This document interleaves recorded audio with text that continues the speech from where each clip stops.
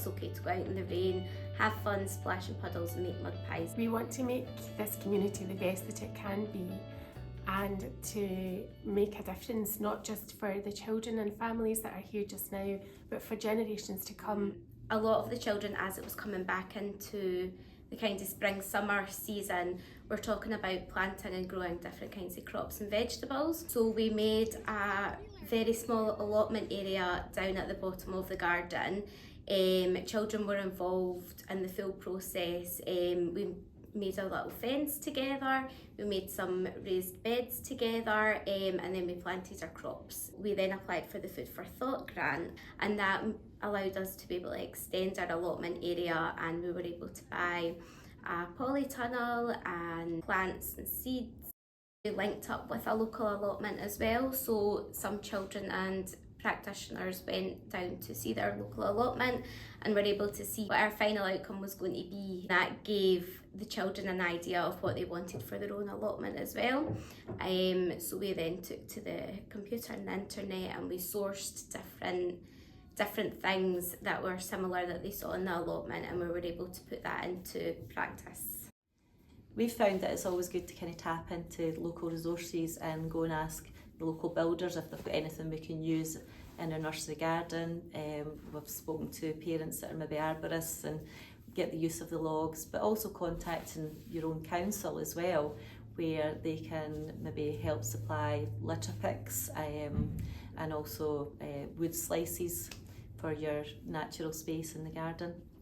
I instantly picked up on the enthusiasm of the staff, but they were perhaps needing almost permission to take some risks and to follow their passion, which I 100% embraced.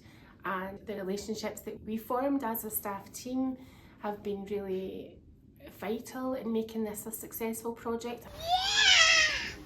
We have families that come in to help in the allotment.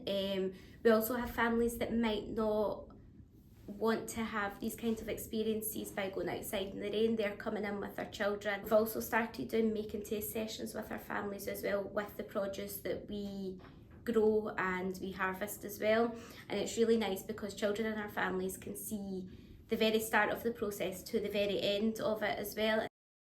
Sometimes if we've got leftover produce, we make them up into little bags with recipe cards and we give them out to all our families to cook in the house as well. The beautiful thing about it here was the children were involved from day one.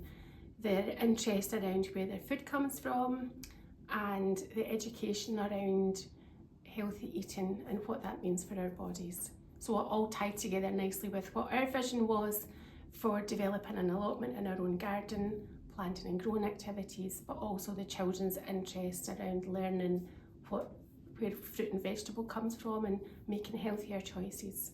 It had a beginning, but it's not got an end.